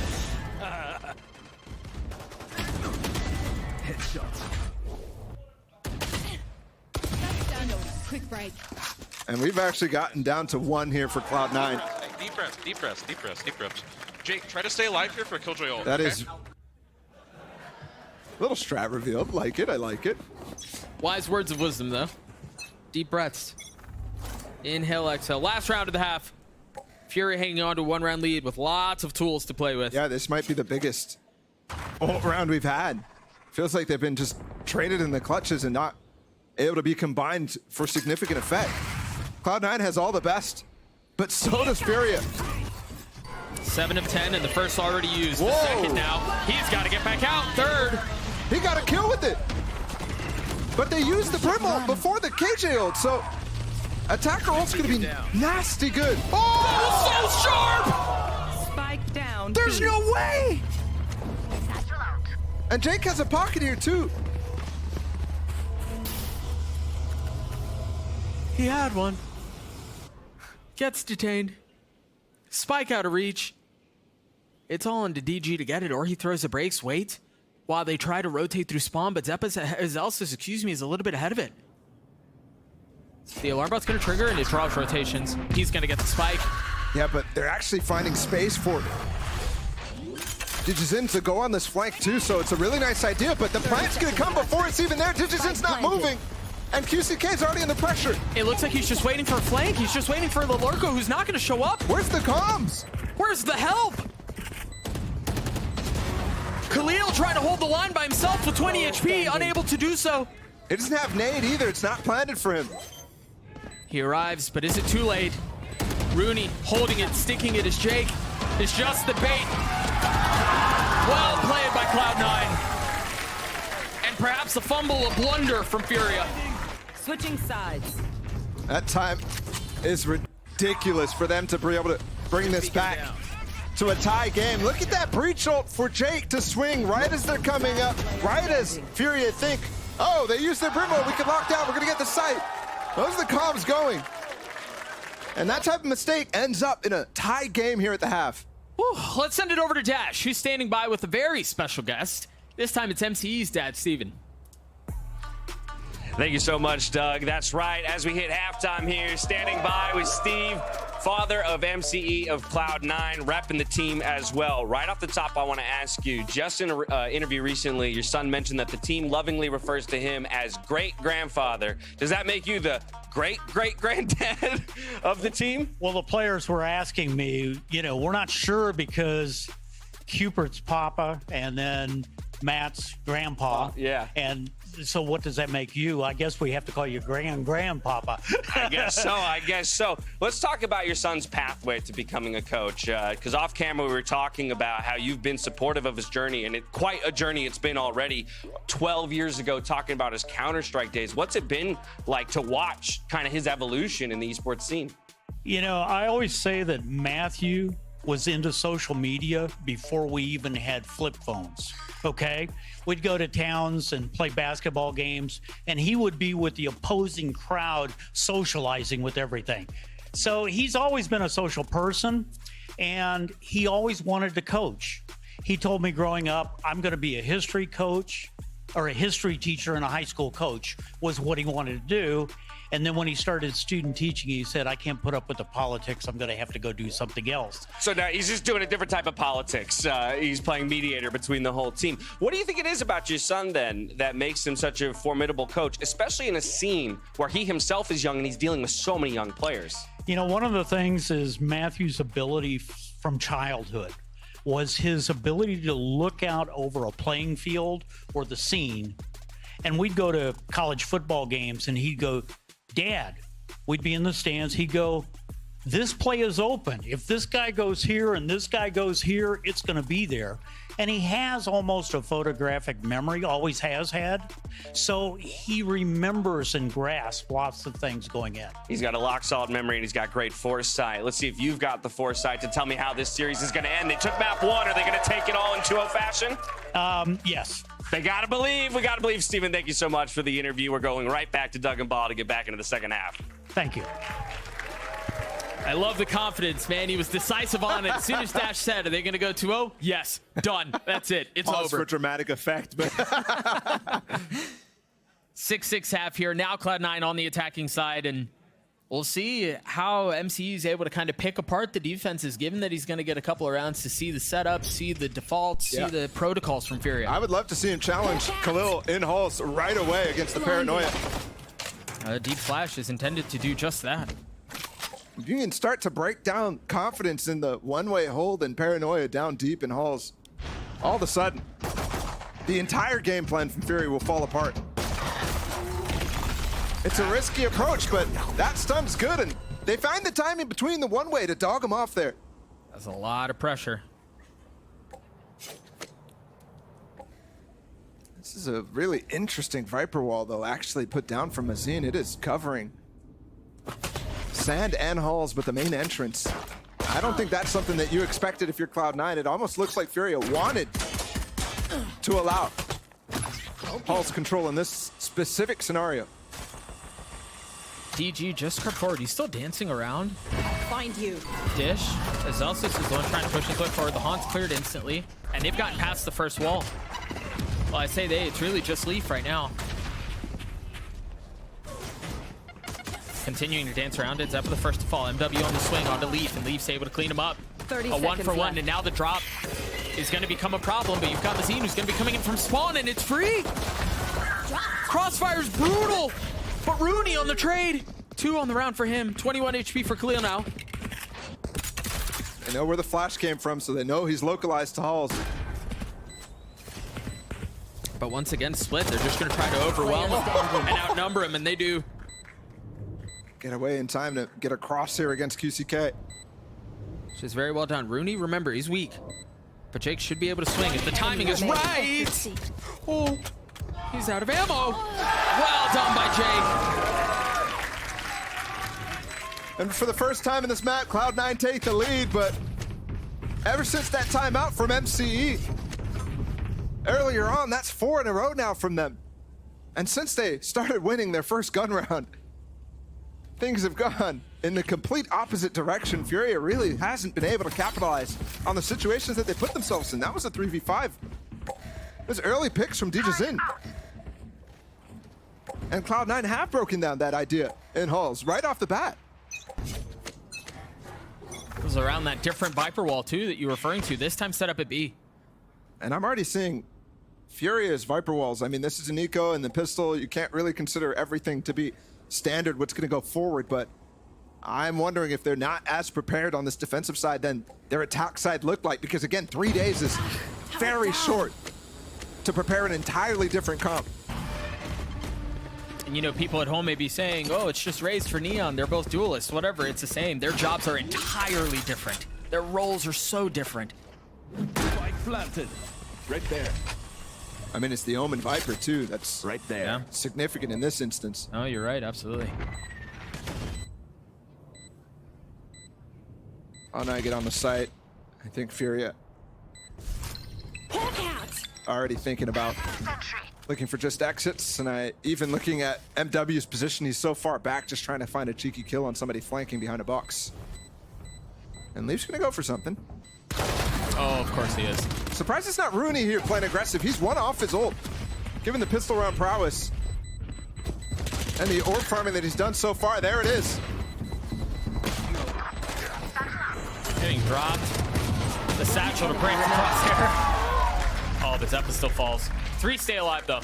For Cloud9 to find 4 kills in a situation that FURIA was fully playing without wanting to fight them at all is ridiculous. Yeah. Going into FURIA's plan. And coming into the bonus now for Cloud9, this is a massively strong bonus. Yes, they lost 2 players, but Cloud9 is a team who's known to buy into these. And I think in this instance, it's a great round to go for it. You have 2 rifles carried into it, and you have the breach ult. Again, farmed up some orbs, and on top of that, had good pistol. And they funneled the kills there towards Runi. They're already in position again to break down this A-Hall's hold from the Omen. Well, the thing is, it's just Leaf. No, but the breach ult coming in from the backside as well. That's going to give them sight and space to pinch them hard. Here comes a double satchel to Xeppaa. There's the pinch that you mentioned. Khalil tried getting away and getting through it. How does he track him in the TP there? That is ridiculous. But good pinch from dgzin. Zeppa's nade buying some more time and buying some more space. Dangerous room from Xeppaa. Good smoke though from Jake. Better shots from QCK. Are they going to do this again? Perhaps play for exits. Runi has 2 flashes here. It looks like they may be the case. What are they waiting for? DG the first to go. DG the first to fall. MW needs to find this. If they don't take Hall's control, this round is busted. There's way too much control here for Cloud9. There's no way in. You've got the flashes, the fault lines, the nades. You have everything. Yeah, I think they're calling it. You have to at this point. Like I said, without Hall's control, there's nothing to be able to break down the post-plant positions of Cloud9, and without any smoker either. Mitch got barreled over there. Khalil died early to that forced TP because of the breach ult. He was trying to get across those pulses, but Xeppaa, he's showstoppered and double satchels through. Does not care if he gets stunned. Is not worried about it at all, and that's a bonus conversion from Cloud9. And a timeout from FURIA. 6 rounds straight for Cloud9. Yes, going into the previous half, but just, again, indicating the momentum which Cloud9 have been able to amass. And this is a really difficult conversation to have right now for FURIA. How do you even forget about the last half? This map, if it wasn't for those eco rounds, would have been so far in FURIA's control. Oh, we're looking at, what, 10-2, 9-3? That yes. degree of control, yeah. Losing 2 big ones is just ridiculous, and then a few other light buy situations as well. And Cloud9's in the series lead right now. They won that first map. They won on Ascent.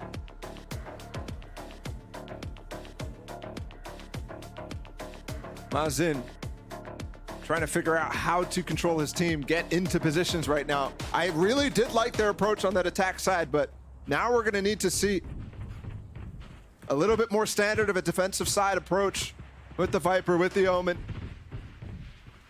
And Cloud9 has not shied away from that A-Halls. Again, the desk, Mimi was talking about how big of a factor the A-Halls control is on defense. And right now in this eco by them, Khalil's not even on that side. He's gonna throw it from cross map.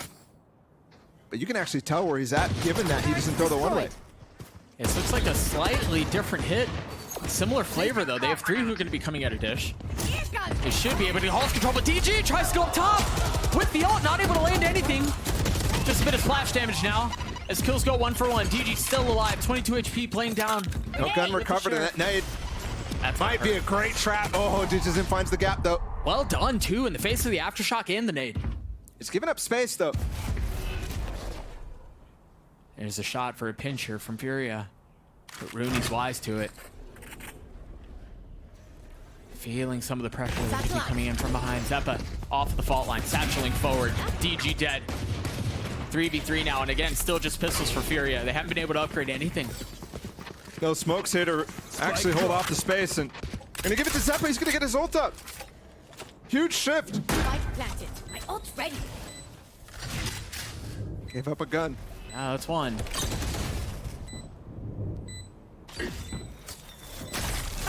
Molly pushing Rooney off. Xeppaa just buying time with that ult. Zellsis re-cleared Hall, so they know all 3 players coming from this side. A little bit of zoning, a little bit of time. And they're starting to funnel out. They're starting to flood 1 for 1. Rooney trying to get the second, just one that remains now, but Rooney and Zellsis are both weak. Time is short. Khalil has to go fast. Yeah, he can't think this one through too much. He's gotten 1. Guessing for the other. Zellsis on the swing and Khalil on the shot, but time. The ultimate equalizer. Gets away with the gun. And no matter how hard FURIA try, they just cannot replicate the success on the ecos that Cloud9 have done to them. That's a big attempt. But you wonder about the cascading effects if that actually went through. That was a combined 14 HP for the players, so those 2 share of shots are true, but you think back to Zellsis and that showstopper, swapping the spike over to him, getting that ult up online, and buying all of that time is ridiculous. Up on QCK. 4 players, first approach towards B. Removed. I believe it was just Xeppaa that he spotted, but you'd assume he wouldn't be alone. They get out from main. Placing swarm grenade. Rooney's gifted one through the Swarm smoke. grenade out. Placing alarm bot. QCK's top of that nanostorm was way, way late because he was trying to escape down Canteen. Yeah. He's occupied with other things.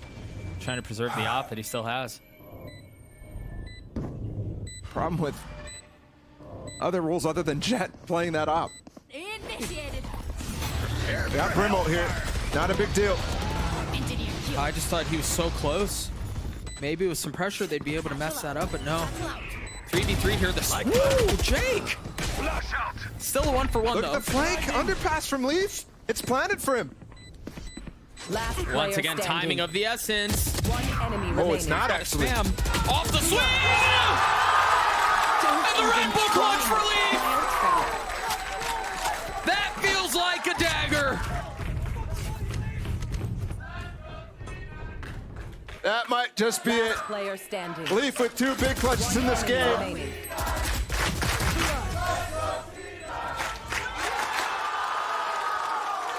And FURIA has not won a round so far this half. What's that? 8 in a row now. 8 in a row. Going back to the last half. Things have spiraled fast out of control.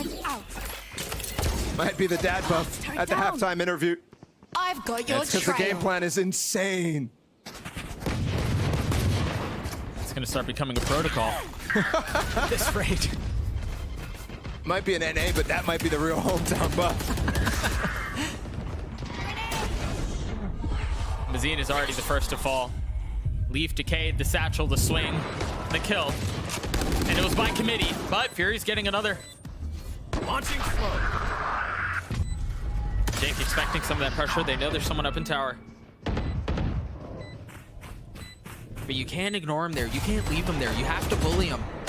You have to try to push him out to establish control. And they're not challenging. They're getting kills on the opposite side of the site. Now timing gorgeous from QCK. Well played. Zellsis with another chance to be a hero. And it's not happening this time. Finally, they break the streak. Finally, they're able to respond in kind. With an eco round win, but wondering, they have to pull off something ridiculous. They've already used their timeout on this half too.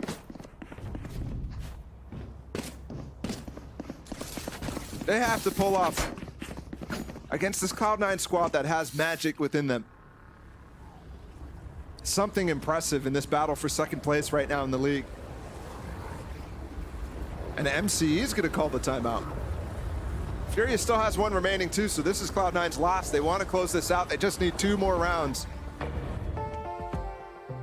And they somehow, some way, after a complete upheaval of the roster, heading into this split. 2 rounds and they could end up as second seed so far through Super Week. Dog, there were people who had them at like 9th. Yeah. Or even lower, Yeah. some instances, right? And I think that was totally fair. But at this point, like all the history and past that we've talked about doesn't matter because this team is ridiculous. This team is so strong. We've seen it week after week after week. And the crowd knows there's no doubters anymore for Cloud9. MCE and the core that remains have done such a good job. And runi coming in, fitting into the structure, calling a fantastic game, and playing fantastic too. I mean, it's been everyone. You mentioned MC, and for good reason. Cupert's another one who has to be called out for the value that he brings to this team. Just incredible. Jake's confidence hasn't gone away. Early ult out of Mazin. And it's on tree, not the one that's typically used. So again, trying to find some way to be off meta in this, and they go back to that really, really strange Viper roll on A halls, especially given the fact that they're actually pushing halls here. Yeah, you'd expect for them to want to play around. It's just extra coverage because he's already going to be using the pit. Big lockdown, and we don't have a brimstone on this side, so nothing to deal with this. Talk about a problem for the next 5 rounds that FURIA are going to need. runi pressured. DG backing up. That pit should be going down here very soon. Yeah, gone. So that early setup and a free kill out from runi. Dude, he's handling everything. And look at Xeppaa's position. He just got out drop and just put himself in spawn, called for the rotate. And Jake's ahead of it all with the spike. You can see the pings on the minimap. I would be super impressed if you actually saw runi stay there and go for a breach ult to help out with Xeppaa's push, but he's not going to do that. He still could do that from drop though. Yeah. And FURIA have no clue. They have no idea. I mean, he has fault line too. So even if he doesn't fully commit the Rolling Thunder, he has help that he can provide from his position. Gonna do it off of Leaf's jump spot. And at this point, they don't know what's going on. Only one player coming through spawn, so it makes no sense. Timing just a little unfortunate there for runi as he tried to prevent help. Oh dear. Made a mess out of that one. And those are 2 very unfortunate circumstances for Cloud9, and that put FURIA in a position to be able to punch back. That P shooter's not gonna do nothing. Wow. I thought that FURIA was lost in that instance. I thought that there was no way, but they spread all around, scattered like insects. And Cloud9 lose the track of the hive mind in a sense. I thought for sure that they were going to rotate back through spawn and that breach ult was going to find massive value. But instead, Cloud9's like, oh wait, we're in terrible positions actually to receive the drop hit and the halls hit. Good start from FURIA after a really rough early round from them. Now 2 rounds for the defensive squad. But they still have the Rolling Thunder, and they still have Jake Salt too, the Orbital Strike. Oh, that's another one going in favor of Furia. Numbers once again on their way. And I like this approach too from them. Instead of going for the one-way, giving them this space and going for that flash. That's the type of thing that you need to be using. But ooh, Runi gets a Khalil-esque shot. Oh my gosh! Off the rope. Golden Boy's gonna be happy about that one. Oh no, but Cloud9. Oh my gosh, Zellsis again! Close find him. What a monster!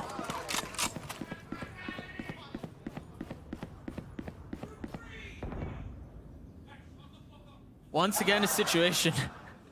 Once again, a situation where Fury is on the back foot in this 1v3. And a 1v2 is all it becomes. Cloud9 series point. How have we gotten here? May I remind you, Furia was so in the lead on that first half. I don't know how Zellsis does this. 2 times, no gun out. Dude, 2 times. Yeah, knife spinning, coming across the rope. My goodness. And that speaks to Cloud9's playstyle too. I mean, so often you're seeing them just hit shots like that. Moving, running, doesn't matter. They abuse the game deficit and game mechanics.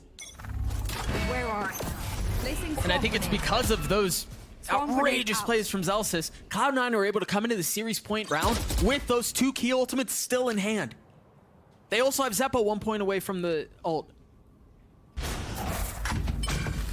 Doesn't look like it's going to be a pinch from drop like we've seen before.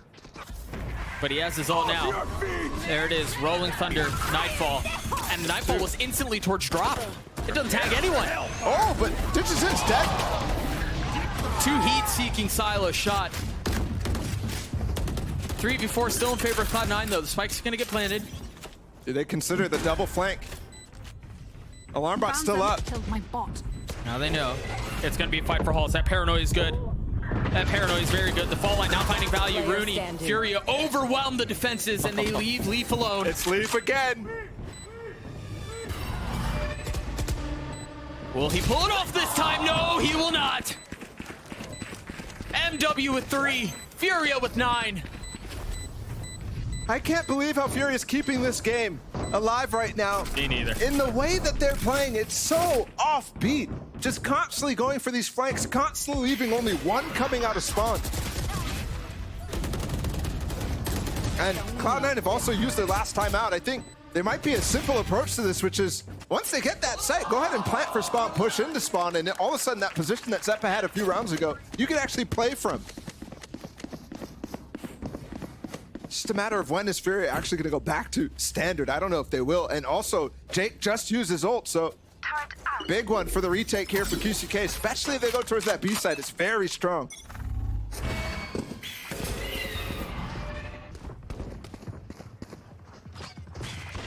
Zellsis has gone under. Nothing but a frenzy for him. Now rotating back. They do have 2 rifles in the hand of Leaf and Xeppaa, and Leaf already finds value with his. Seekers now. MW overwhelmed as well. Is this really going to happen on another light buy here from Cloud9? Is this really going to be another thrifty to close out the game? It would be poetic, would it not? Placing alarm bot. Zellsis now is locked down. Initiated. And it's traded right back, yeah. Venn diagramming their way through the site. Placing swarm grenade. First nano dropped. DG's on the tap, and there's no real challenge. But it forces a swing. He's overwhelmed. He's outnumbered. He's outgunned. He's detained. What a way to end. Robbed of the knife, but the series still in favor of Cloud9.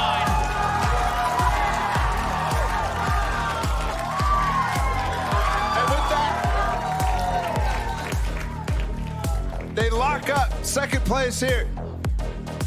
So far after Super Week, what a win from Cloud9. And what a wild finish too, bro. To end like that. Another thrifty, a detained DG.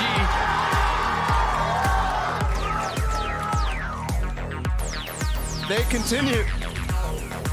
What's not a miracle run, but 5 players putting in hard work on the server since the beginning, knowing they had a long shot at making playoffs, at making Tokyo at the beginning of the season, and then suddenly saying, yo, we got this. And this situation shouldn't have happened on this map. Furia was in control. Furia had the keys. Letting it slip on the anti-ecos is a brutal one that's going to haunt them for the rest of the season, one that might put the season overall at peril. They don't have an easy path in the next few weeks. Not at all. No easy wins for the next 4 matches. And they've done well to be sitting towards the top. Gosh, that really was gross from Xeppaa, wasn't it? They've done well to get towards the top, but you're right. For it to go this way, 2 thrifties. Oh, this again. Yeah. Jake is a stat.